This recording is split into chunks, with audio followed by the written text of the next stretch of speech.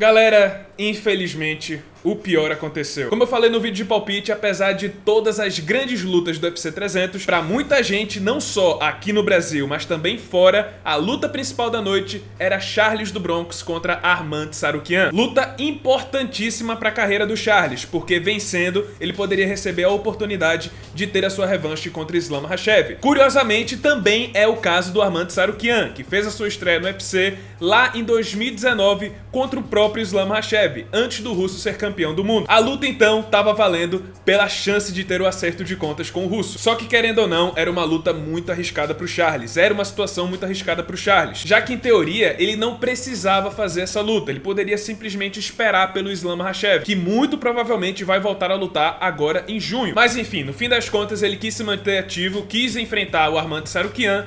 E aí tivemos a luta desse sábado, que pode ter mudado pra sempre o rumo da carreira do brasileiro, que acabou sendo derrotado pelo armeno por decisão dividida. Antes de falar das consequências desse resultado, eu quero comentar um pouco sobre o que eu achei da luta. O início do combate parecia que a gente estava vivendo um sonho, era o melhor cenário possível para os fãs brasileiros, já que o Charles conseguiu levar o Tsarukyan pro solo praticamente sem nenhum esforço. Ele acertou um chute baixo que fez o armeno tropeçar e já caiu por cima, fechando a guilhotina. Nesse momento eu imagino que todo mundo teve o mesmo pensamento que eu. Caramba, o Charles vai ter uma noite tranquila, vai conseguir finalizar o Tsarukyan praticamente sem ser tocado. Mas o armeno resistiu, quase perdeu as calças literalmente e conseguiu fugir da finalização do Charles. Ainda assim, o Charles continuou numa posição favorável, ele caiu na montada. Praticamente estava em casa. É tudo que um jiu-jiteiro quer, cair na montada. O problema é que ele não poderia se arriscar muito, ele não poderia dar brecha, já que o Tsarukyan é um cara muito forte. Da mesma forma, por exemplo, a nível de comparação, que o Jailton Malhadinho não foi muito ativo na montada contra o Derrick Lewis, que é um brutamontes. Ele poderia tentar levantar a base da força bruta. E o Tsarukyan, somando técnica e força bruta, conseguiu sair da montada contra o Charles do Bronx, que foi um grande feito. E em seguida caiu onde ele queria cair, na guarda fechada por cima do Charles. E no meu vídeo de palpite eu falei, o Tsarukyan não vai ter medo de levar o Charles pro chão. Na verdade vai ser isso o que ele vai buscar fazer. Mas pra quê? Pra tentar finalizar o Charles? Pra tentar provar que é superior ao Charles no chão? Não, mas sim pra amarrar a luta, pontuar no ground and pound, fazer aquele jogo chato. E foi exatamente isso que ele fez. Depois que ele conseguiu reverter a posição, ele passou praticamente o resto da metade do round por cima do Charles, trabalhando no ground and pound, acertando cotoveladas. Houve ainda um momento um tanto controverso, já que o Charles, lá na reta final do round,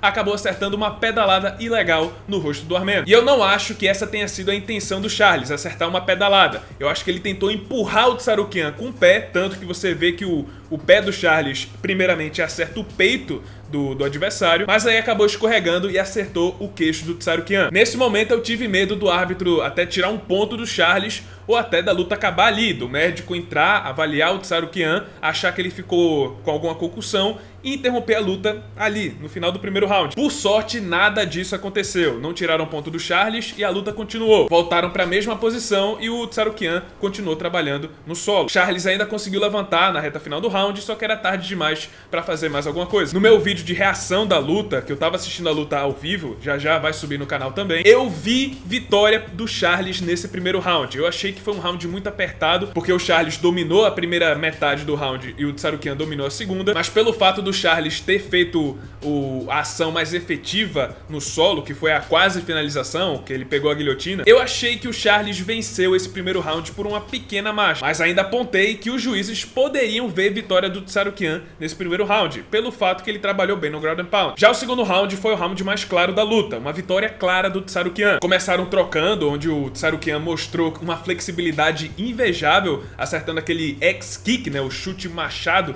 que é conhecido lá nos Estados Unidos. E nesses poucos momentos de trocação deu pra ver uma certa evolução do Charles. Ele tava mais fechadinho. Tinha muito golpe que o Tsarukyan lançava no rosto do Charles que pegava na guarda. Antigamente levava no rosto e tomava knockdown. O Charles evoluiu nesse setor. Mas de novo, como eu falei no vídeo de palpite, o Tsarukyan não ia buscar a trocação, ele ia buscar a luta agarrada. E assim ele conseguiu levar a luta pro solo de novo, só que dessa vez ele foi mais eficaz. Ele conseguiu abrir um corte aqui no supercílio do Charles e nesse momento ele se empolgou, começou a capitalizar no ground and pound com golpes pesados, não só pra marcar, mas parecia que ele queria nocautear o Charles. Charles conseguiu se defender, ele até mostrou uma certa preocupação com aquele corte, tava o tempo todo com a mão em cima, e até ameaçou com um triângulo na reta final do round, mas não deu tempo. O terceiro round, então, era decisivo, e o melhor caminho pro Charles, visto que o Tsarukyan só queria travar a luta no solo, era manter a luta em pé, buscar um nocaute, garantir a luta na trocação, visto que na pontuação dos juízes todos deram o primeiro round pra ele, então ele precisava garantir esse round. E pra mim, o momento que definiu o restante da luta, que definiu o resultado da luta,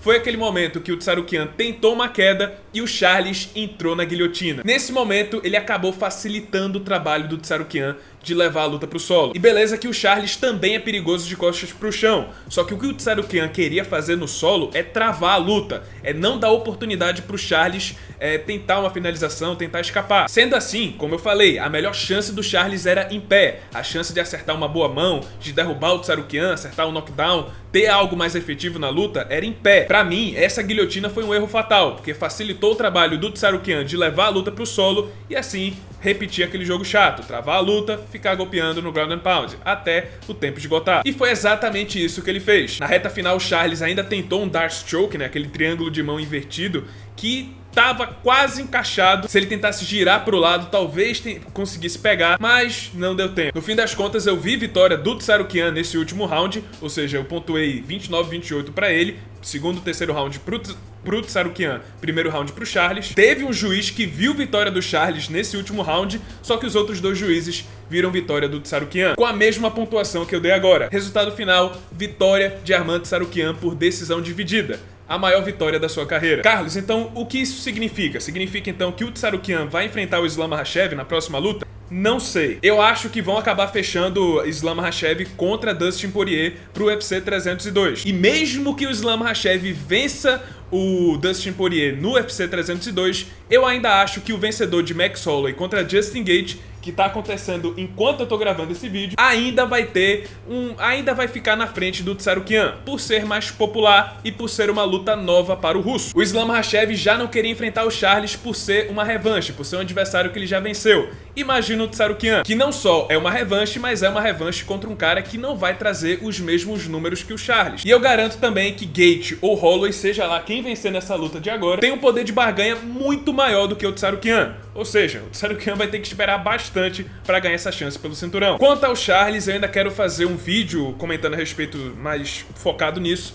mas o futuro é um tanto nebuloso, porque ele venceu já praticamente todo mundo do top 5, só sobrou um nome que ele ainda não enfrentou, o Matheus Gamrot, que pode acabar sendo o próximo adversário dele, quem sabe até um Fight Night aqui no Brasil. Mas agora que o cinturão ficou muito mais distante pro Charles, eu imagino que agora ele deveria focar em outra coisa: Money Fights. Não só pelos seus seguidores nas redes sociais, mas pelos números de visualização do UFC no YouTube, no Instagram. Os números dos vídeos da semana do UFC 300 mostram que o Charles é o lutador mais popular do card inteiro e é um dos lutadores mais populares do UFC. E acho que agora que o cinturão ficou distante, ele poderia focar nesse lado, focar no seu poder comercial para garantir grandes lutas. Se eu fosse o Charles, eu esperava pelo resultado de Conor McGregor contra Michael Chandler. Sendo mais claro, esperar pela vitória do Conor McGregor. Não que o McGregor vá vencer o Chandler, e isso é garantido, mas pensem bem. Uma vitória do McGregor é o melhor cenário pro Charles, e eu acho que o irlandês também vai querer essa luta. Não só porque McGregor contra Charles seria uma grande luta, seria um evento principal de pay-per-view tranquilo, que venderia,